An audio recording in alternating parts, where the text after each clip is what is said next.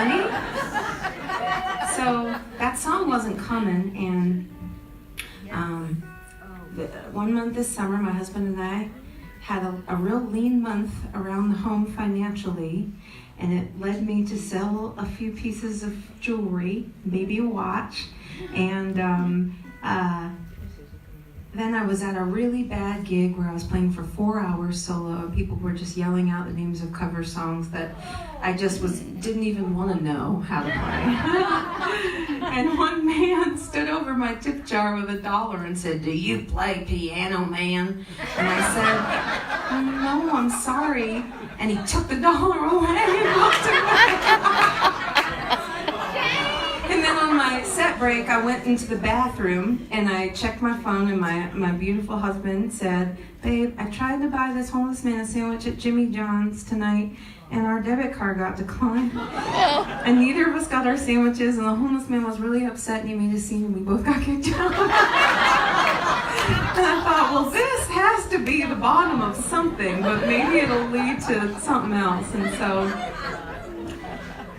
that was the fodder I needed to write the 10th song.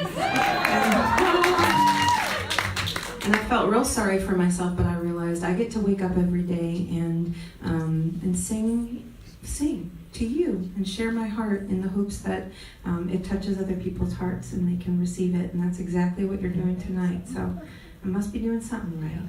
So this song is called Singin. And I promise it must be in. Yeah.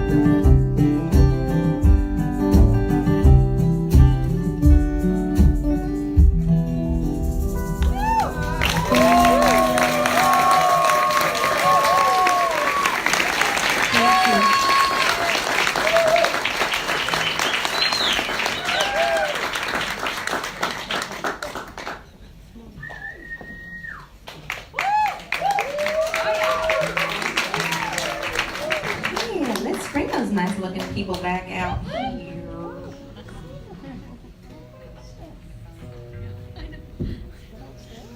I had to ask when I was downstairs, I was like, Allie, am I talking too much? And she's like, yes, no. She said no, but she was like, I don't know how you do it otherwise. It's just what you do, and you do it really well. So, yeah.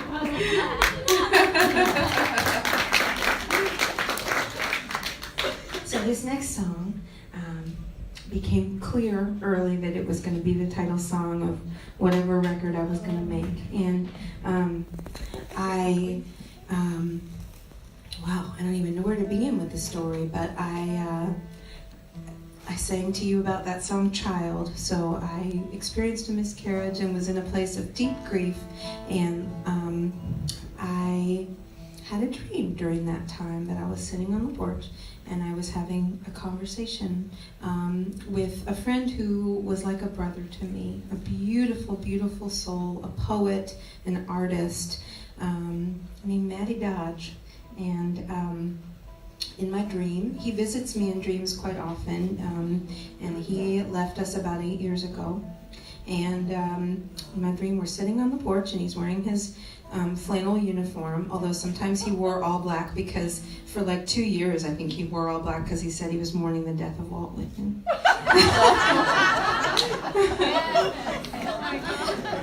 So we're having a conversation about grief and about loss and about the afterlife and what happens after you're here, because I think that it's such a big part of the human experience is to experience loss and to try to find the tools to cope with it. And that's through music, it's through connection, it's through sharing, it's through truth. And so Maddie was sort of a torch of all those things to me. And we're having this talk, and I woke up from that dream and felt just so much more at peace and felt like I could begin moving on. But it took me 4 years to finish the song. And I'm really glad that he came to me in that dream and wrote it. Parts of Maddie's family are here tonight, all the way from Connecticut, which is really special for me. We got to collaborate with an amazing local filmmaker named Dylan Trevette, who made a beautiful little mini documentary about the story of this song. So I hope you all can find it. We've shared it on social media and stuff. So anyway, this one is from Maddie, who I'm very certain is here tonight, and it's called Violin.